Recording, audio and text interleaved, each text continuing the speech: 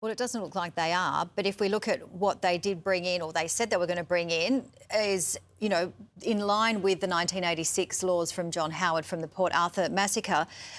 How can we justify it's $1 billion from a monetary point of view for the taxpayers, but also when we read other people that are experts in finance, that they say it's going to be a lot more expensive than that? Well, you can't. And we also have a range of states and territories, I think the Northern Territory being one, who are just not going to participate. This is a farce. You have states that are very unconvinced or don't want to participate in it. And you know what they're going to buy, Janine? They're going to buy garbage firearms. I can assure you of that. The firearms that would be handed in if this thing ever got off the ground would be the firearms that were never the problem. Illegal firearms, and they're there in abundance. Believe you me, Janine, if they can't stop illegal cigarettes, they certainly will not be stopping illegal firearms. And I don't think anybody who has ISIS sympathies is going to say, well, that's it, Jack. We'll just have to hand in our firearms and it's all over now. We got nowhere to go. Well, geez, they uked us, didn't they? Of course, they're going to hold on to their illegal firearms and their pipe bombs and all the other equipment and tools of terror that they hold.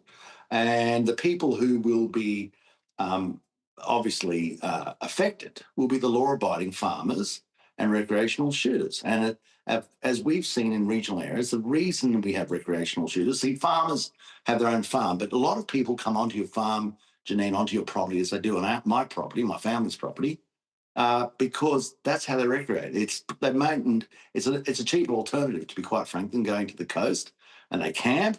And that's how they love their nation. How can you love your nation if you're never allowed to step foot on it?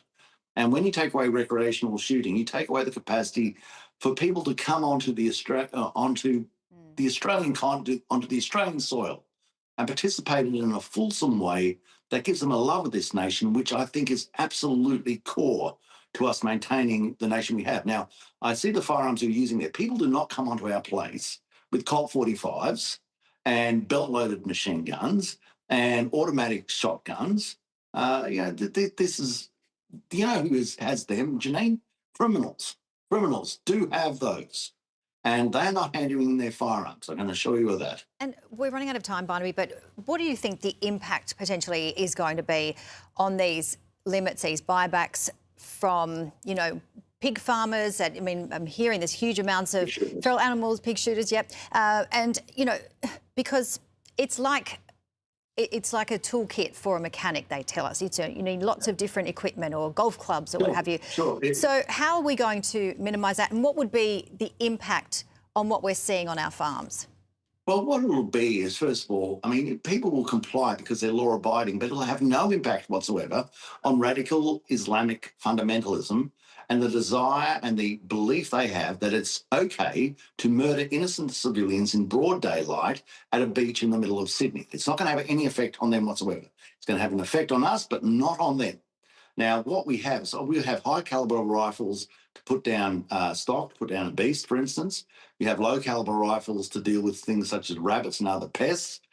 You have shotguns for other mechanisms of sort of wide dispersal of shot for things such as rabbits up close. We have to, it sounds odd, but if you live in country areas, you know what I'm talking about.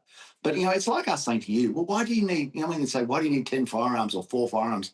Well, why do you need 4 bedrooms? Why do you need 3 bathrooms? It's ridiculous. If you've got all that public transport, why do you need 2 cars? Why don't we come up with a whole range of laws that just arbitrarily go into people's lives and say, from now on, because you've got 3 of you in the house, you're only allowed 3 bedrooms, you should be able to do it with 1 bathroom, you're only allowed 1 car. You would say that's an abhorrence. And we see it like that in country areas because we say, why are you coming into our lives? Well, why once more are you there? Yeah, we've got to wrap it up, Barnaby, but it's certainly having an impact on how people are voting as well, because that's what they're certainly telling us, and quite a few are moving to One Nation at this point in time. But thank you very much for joining us as always. Thanks.